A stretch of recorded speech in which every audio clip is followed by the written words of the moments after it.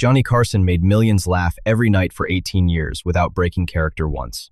Then his mother called him live on The Tonight Show, and in just 6 minutes, she said 8 words that shattered him in front of 20 million people. By the end of that call, the man America knew was gone forever. Studio One in Burbank, California. Johnny had convinced the network to try something spontaneous, something that would connect him directly with the people who'd made him the king of late night. They called it surprise call-in night. Fans could call a special number, and if they got through, they'd talk to Johnny Carson. Live. On national television. The switchboard had lit up like a Christmas tree. Hundreds of calls flooding in from every corner of America. People wanting to ask Johnny a question, tell him a joke, maybe just hear him say their name on television.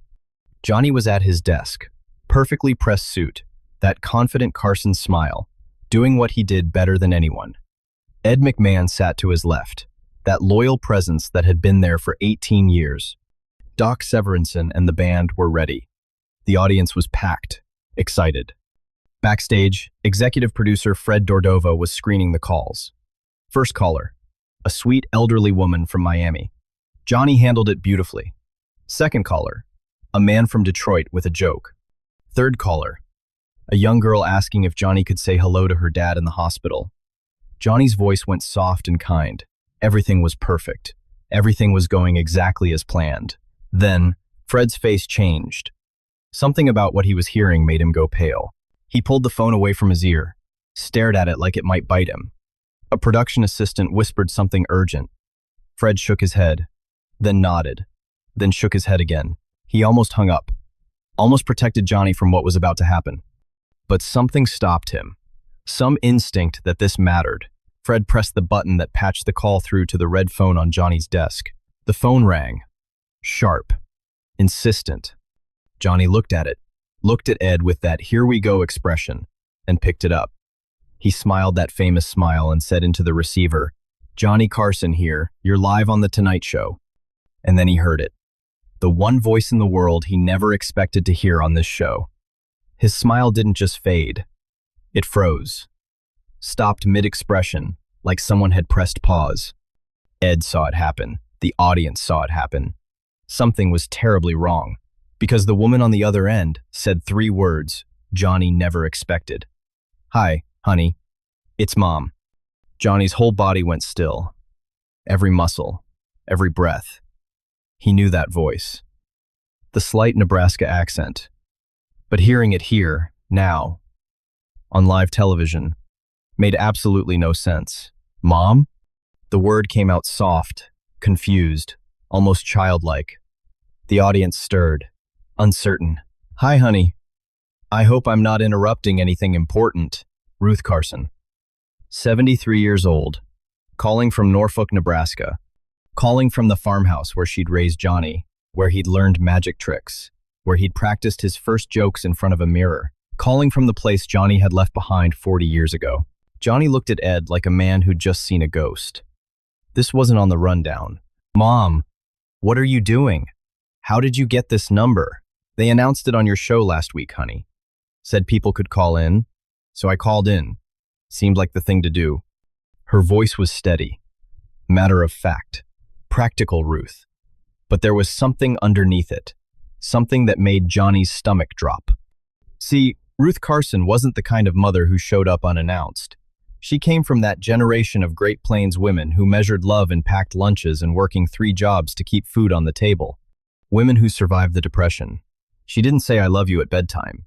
When Johnny got The Tonight Show, Ruth's reaction had been, "Well, that's nice, honey. Don't let it go to your head." She'd never visited the show. Not once in 18 years. Never called to say she was proud. Never sent flowers. Johnny had invited her a dozen times. She always had a reason. Too far to travel. Didn't want to be a bother. And now here she was. On the phone. Live. Breaking every pattern she'd ever established. "Mom, you could have just called me at home." "I know, honey. But I wanted to do this right. While I still could." Those 4 words landed like a punch to the gut. While I still could. The studio got quieter. Even Ed stopped smiling. Something final in the way Ruth said it. Johnny's hand tightened on the phone. His knuckles went white. His other hand gripped the desk. The cameras caught everything. The confusion drained from his face. That legendary Carson composure started to crack. Backstage, Fred was frantically trying to signal Johnny. Cut to commercial. But Johnny wasn't looking. He only had eyes for that red phone. "Mom, what do you mean while you still could?" His voice came out barely above a whisper. The fear, the dread. Ruth Carson took a breath, and in that pause, Johnny knew. Before she said the words, he already knew. A son knows, and there was nothing he could do but hold that phone and listen as his mother spoke the words that would shatter him in front of the entire country.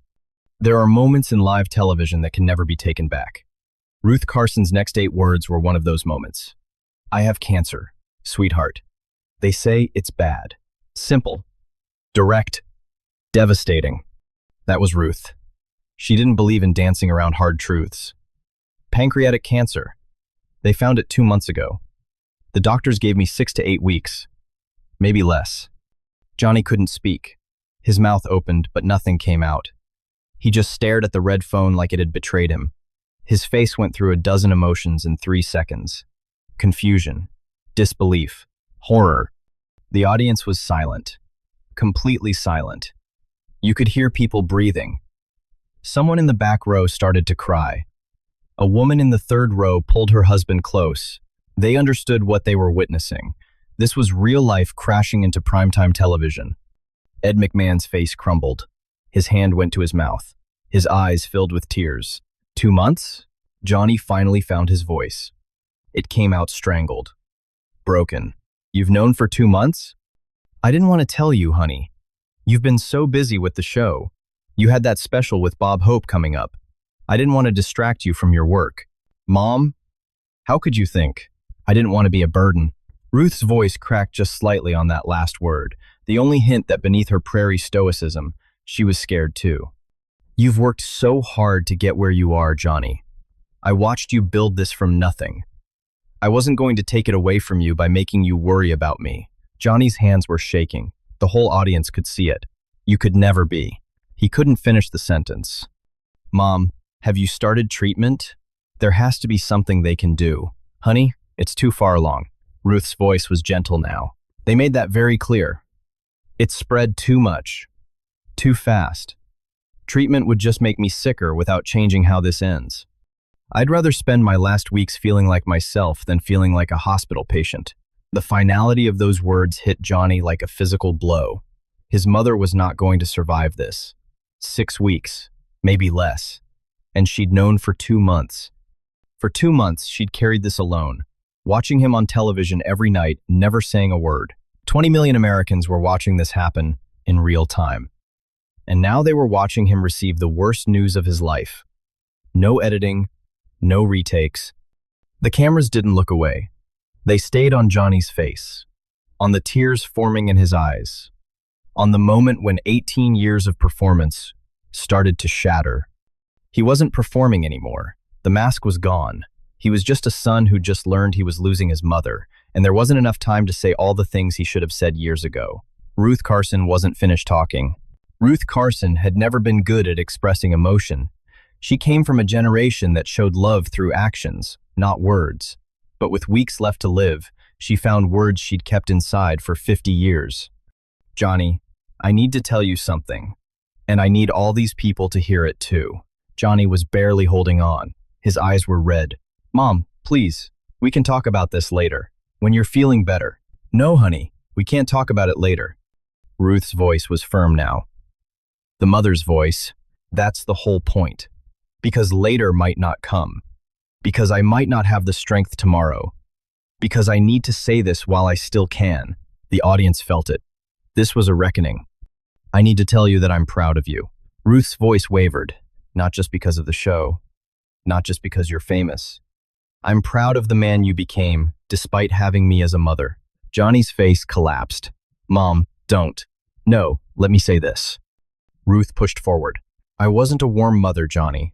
I know that. I didn't say I love you enough. I didn't hug you enough. I didn't tell you I was proud when you needed to hear it.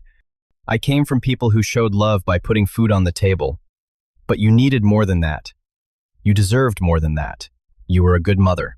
Johnny was crying now, openly. You were exactly what I needed. I remember watching you do magic tricks when you were 8 years old, practicing the same trick over and over until you get it right. Hours and hours, pure concentration, pure determination. I knew then you were going to do something special with your life. Johnny put his hand over his mouth, trying to hold it together, failing. I listened to your first radio show. I drove all the way to the station to sit in my car in the parking lot because I was too nervous to go inside. But I heard every word. You were funny, honey. So funny. Natural. And when you got the Tonight Show, I cried. I sat in my kitchen and I cried because my boy had made it. You never told me that. Johnny's voice cracked completely. You never said you cried. You just said congratulations, and that was it. I know, and I'm so sorry, but I watched Johnny every single night for 18 years. Even when I was tired, even when the reception was bad, I watched because I was so proud I could barely stand it. In homes across America, people reached for their phones. The camera operators had tears streaming down their faces. Ed McMahon had his face in his hands. I told everyone in Norfolk about you, the ladies at church, the people at the grocery store. The whole town knows you're my son. I bragged about you constantly. Every time you had a big guest, I just never bragged to you. I never told you directly. Why not? Because I was scared, you'd think I was being silly. Because I didn't know how to say it without crying. Because I'm an old fool who waited too long. Who thought I had more time. Ruth's composure finally cracked. But I'm telling you now, you made something beautiful out of your life, honey. You made millions of people happy. You brought joy into their homes every night. And I'm so proud of you. Johnny's response came out choked, raw, desperate. Mom, please don't leave me. And in that moment, every son and daughter watching understood something fundamental. Fame doesn't make you ready. When you're losing your mother, you're just a scared child begging for more time. For 18 years, Johnny Carson had been the master of live television.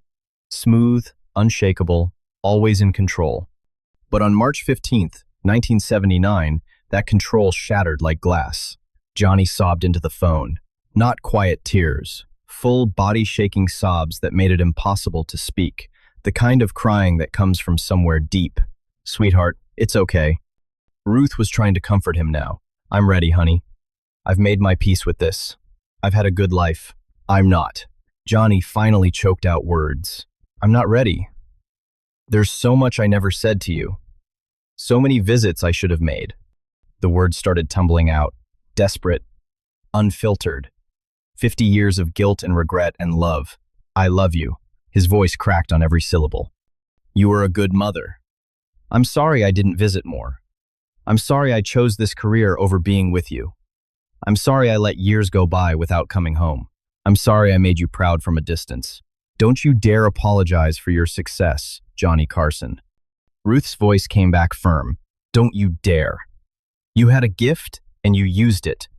You brought joy to millions. That's all a mother can ask. You didn't waste it, but there has to be something we can try. Johnny was pleading. Some treatment. I'll pay for anything. I'm 73 years old, honey. Ruth cut him off gently. I've had a good life. I got to raise 3 children. I got to see my grandchildren. I got to see my son become something special. The treatment would just make me sicker. It wouldn't change how this ends. I'd rather spend my last weeks feeling like myself than fighting a battle I can't win. The audience sat in stunned silence. No jokes, no deflection. Just a man coming apart on national television. Backstage, Fred was frantically signaling to cut to commercial. But nobody was touching that button. Johnny ignored every signal. I need you to promise me something. Ruth's tone changed. Became maternal. Anything. Johnny wiped his eyes. Anything, Mom. When I'm gone, you keep doing what you do. You keep making people laugh. You keep bringing joy into the world. That's your gift, Johnny. Don't waste it grieving too long. Don't let this break you. I can't do this show without knowing you're watching. Johnny's voice was small. Every night I sit at this desk and I know you're out there. How do I do it when you're not there anymore? Yes, you can. Ruth's answer came soft but certain. Because I'll always be watching, honey. Just from somewhere else. You won't be able to see me, but I'll see you. I'll be there every night. And I'll still be proud. Johnny gripped the phone so hard his knuckles went white. The cameras captured everything. And then Johnny did something that would become the most replayed clip in Tonight Show history. Something that would be played at his funeral decades later. Johnny Carson had entertained presidents and movie stars. He'd made the whole country laugh for 18 years. But he'd never told his mother he loved her on television. He'd barely told her in private, raised as he was in that stoic Midwestern way. Now, with the clock ticking down, he found the courage. Mom, his voice was raw. I love you. I should have said it more. I should have said it every time I called. But I love you. I love you so much it hurts. 50 years of Midwestern Reserve, cracking open in front of 20 million people. I love you too, honey. Ruth was crying now. Really crying. The woman who'd never cried in front of her children, who'd worked 3 jobs without complaint, was sobbing on national television. And she didn't care. So much, Johnny. More than you'll ever know. A mother and son who'd never been comfortable with affection, who'd shown love through actions instead of words, finally saying what they'd always felt but rarely expressed. For just a moment, the weight lifted. Johnny closed his eyes. He could almost smell his mother's kitchen, almost feel the Nebraska sun on his face. Then reality crashed back in. Who's taking care of you, Mom? Your sister is here with me. Ruth's voice steadied. The neighbors have been wonderful. I'm not alone, honey. I'm coming home. Johnny's voice turned decisive. Tomorrow. First flight out. No, you're not. Ruth's tone went sharp. You have 20 million people watching who need you. You have a job to do. You finish what you started. That's how I raised you. You come this weekend. That gives me something to look forward to. Johnny wanted to argue, but he knew his mother. When Ruth Carson made up her mind, there was no changing it. Okay, he surrendered. This weekend. But Mom, I need to go now, sweetheart. Ruth's voice was getting tired. I'm getting worn out. Panic flooded Johnny's face.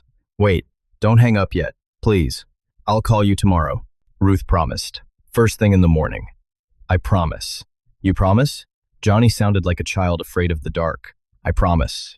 I love you, Johnny. I love you, Mom. Johnny's voice cracked on every word. So much. The click of her hanging up echoed through the studio. Then the dial tone. That awful, hollow sound. Johnny sat there holding the phone, staring at it like, if he held it long enough, she might come back on the line. Finally, slowly, he placed the phone back in its cradle. The studio was silent. Completely silent. Johnny looked at the camera. His eyes were red and swollen. He looked lost. Then he looked at Ed McMahon. Ed was already standing up. He put his hand on Johnny's shoulder. I'm sorry. Johnny's voice barely worked. I don't think I can finish the show tonight. But even as he said it, he knew what his mother would say. You finish what you started. The cameras cut to commercial. And Johnny Carson collapsed in his chair and wept. Fred Dordova was already on the phone with the network. We're ending the show. Johnny needs to go home. No. Johnny's head snapped up. She told me to do the show. I'm doing the show. Ed knelt beside Johnny's chair. Johnny, nobody expects you to finish this. Go home. No one will blame you. I'm doing the show. Johnny said each word separately. The crew stood in a circle around him. Doc Severinsen pulled up a chair. Put a hand on his arm. Whatever you need, we're here. I should have visited more. I should have called every day. I built this whole empire. And I forgot about the woman who raised me. She's proud of you, Johnny. Ed's voice was gentle. She's not going to survive this, Ed. For 2 months, she's been carrying this alone, and I didn't even know. What kind of son doesn't know his mother is gravely ill? The makeup artist approached with powder and tissues. It was impossible. His eyes were swollen. Fred tried one more time. Johnny, we can pre-tape something. No. Johnny stood up, shaky but determined. They saw it happen live. I finished it live. That's what Mom would want. 90 seconds later, someone called out. Johnny sat at his desk, put his hands flat on the surface to stop them from shaking. You don't owe them anything. Ed stood beside him. Yes, I do. They've been with me for 18 years. They've let me into their homes. They deserve the truth. The stage manager started counting down. 10, 9, 8, 7, 6. 5. The red light on camera 1 started to glow. 4. 3. Johnny looked directly into the lens. 1. And then he spoke. Not to perform, but to be honest, in a way, television is rarely seen. I'm sorry you had to see that. His voice was rough. That was my mother, Ruth Carson, calling from Norfolk, Nebraska. She called to tell me she's gravely ill. Pancreatic cancer. The doctors gave her 6 to 8 weeks. He paused. I didn't know. She didn't tell me because she didn't want to be a burden. My mother spent her whole life putting everyone else first. I've been doing this show for 18 years. Making jokes. Entertaining millions. And somewhere along the way, I forgot to really talk to the person who mattered most. I got so busy building a career that I stopped visiting home, stopped calling as often as I should. I thought I had time. I thought there'd always be next year. His voice cracked. We do that, don't we? We think we have more time. We think there's always tomorrow to make that call, to visit. We put it off because we're busy. And then one day we get a phone call and we realize time has run out. Johnny looked directly into the lens. If your parents are still alive, call them. Tonight. Right now. Don't wait. Pick up the phone and tell them you love them. Tell them all the things you think they already know but need to hear anyway. The studio was so quiet you could hear the lights humming. I interviewed presidents on this show, movie stars, athletes, but I never made time to really talk to my own mother. And now I have 6 weeks, maybe less, to say everything I should have said over 50 years. I'm going to take next week off. I'm going to go home to Nebraska and spend time with my mother. I'm going to tell her all the things I should have told her before, because there is nowhere else more important. I don't know what else to say. I'm sorry for falling apart, but my mother wanted you to hear this. She wanted to tell me she was proud in front of all of you, and I'm grateful she did. He stood up slowly. We'll be back next Monday. I hope you'll understand why I need to do this. Johnny walked away from his desk. No goodbye. No signature sign-off.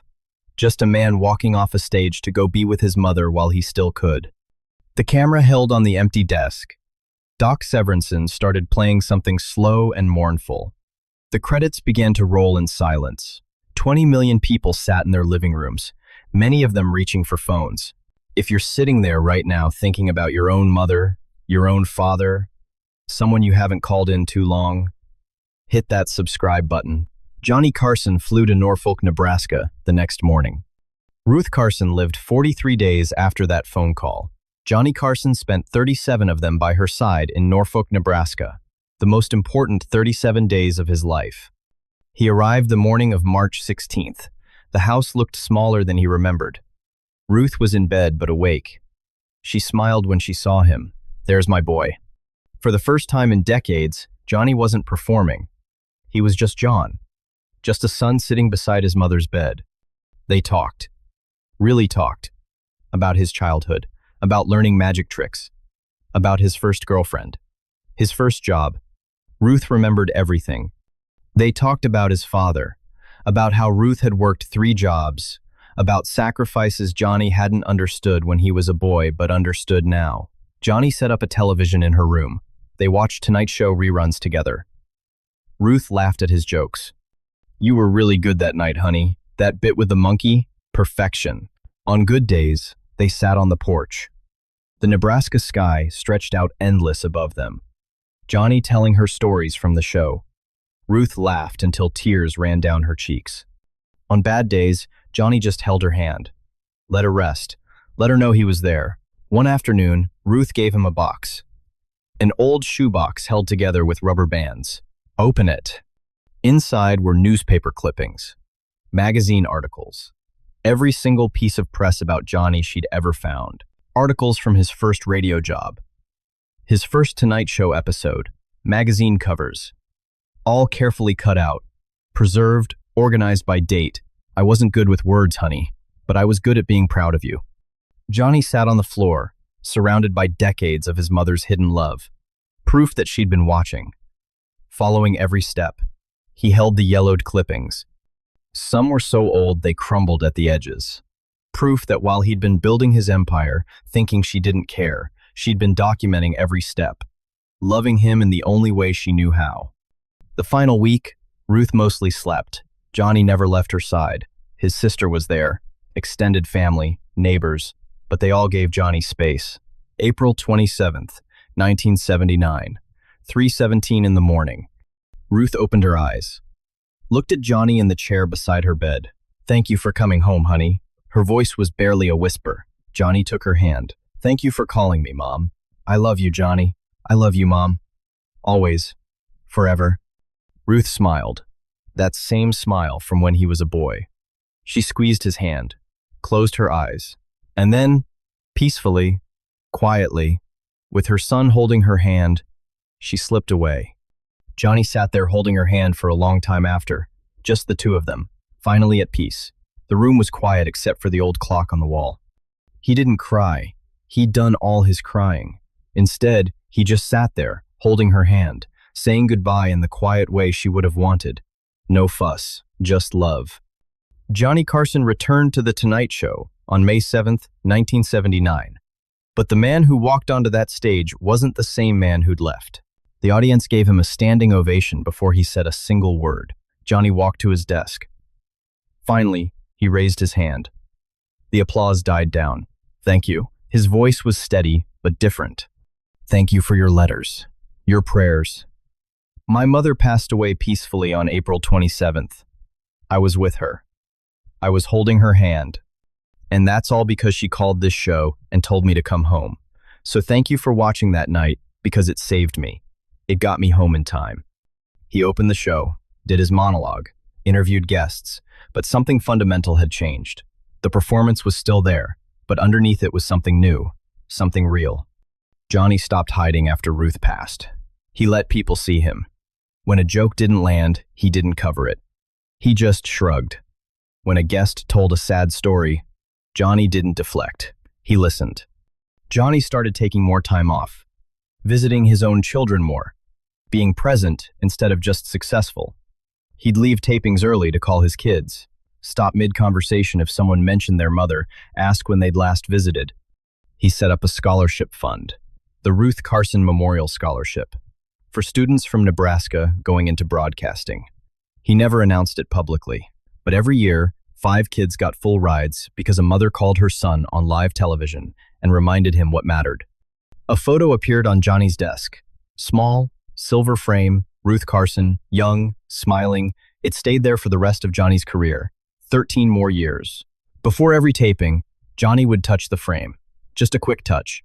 A reminder that all the fame in the world meant nothing if the people who loved you weren't there to see it. The letters kept coming. Thousands of them. "I called my mother after watching your show. We talked for 3 hours. We hadn't really talked in years. Thank you. I went home to visit my father. He has Alzheimer's. He doesn't always remember me. But I went anyway. Because you were right. We think we have time, and we don't." Johnny kept every letter. Love reciprocated. Love preserved. Years later, Johnny would say that phone call was the worst and best thing that ever happened to him. It broke me. But it also fixed something I didn't know was broken. My mother gave me 6 weeks. Most people don't get a warning. I'm grateful. On Johnny's final Tonight Show episode in 1992, he mentioned Ruth in his goodbye speech. "My mother once told me to keep making people laugh even after she was gone. I hope I kept that promise." He touched the photo on his desk one last time. "I love you, Mom. Still. Always." Johnny never talked about that phone call in interviews after that. It was too personal, too sacred, but people who worked with him saw the change. The way he kept Ruth's photo on his desk, the way he talked to guests differently, the way he lived differently. That phone call wasn't just about Johnny and Ruth. It was about every son and mother, every daughter and father, every person who thought they had more time, every family that needed permission to say, "I love you." Ruth Carson made one phone call. Johnny Carson answered it. And America learned that even kings need their mothers. That success without love is hollow. That fame without family is empty. That time is the one thing we can never get back. Share this story. Not because it's entertaining, but because someone in your life needs to hear it. Someone who's been meaning to call home. Someone who thinks they have more time. Because sometimes the most important people aren't the ones on stage. They're the ones watching from home, waiting for us to call. waiting for us to say I love you while we still can.